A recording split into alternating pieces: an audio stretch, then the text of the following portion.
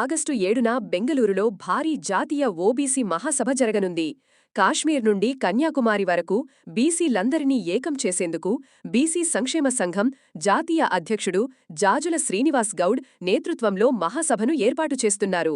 Mandal commission సిఫార్సుల అమలు ప్రకటన రోజైన ఆగస్టు 7న బెంగళూరు సిటీ యూనివర్సిటీలోని జ్ఞానజ్యోతి ఆడిటోరియంలో ఉదయం 10 గంటలకు ఓబీసీ మహాసభ ప్రారంభమవుతుంది. ఈ కార్యక్రమానికి కర్ణాటక సీఎం డీకే శివకుమార్, కేంద్ర మంత్రులతో పాటు 29 రాష్ట్రాల నుండి దాదాపు 5,000 మంది ఓబీసీ ప్రతినిధులు, కీలక రాజకీయ నాయకులు హాజరుకానున్నారు. 19 రాష్ట్రాల ఓబీసీ ప్రతినిధులు ఇప్పటికే బెంగళూరుకు చేరుకోవడం జరిగింది. రేపు ఉదయం 10 గంటలకు ఈ జాతీయ ఓబీసీ మహాసభ ప్రారంభమవుతుంది.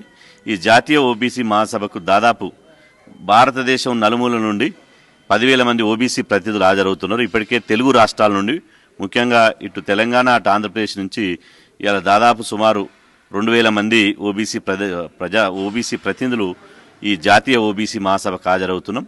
రేపు ఉదయం 10 గంటలకు కర్ణాటక ముఖ్యమంత్రి పెద్దలు డీకే శివకుమార్ గారు ఈ జాతీయ ఓబీసీ మహాసభలను వారు జ్యోతి ప్రజ్వలన చేసి ఈ ఓబీసీ మహాసభను ప్రారంభిస్తారు.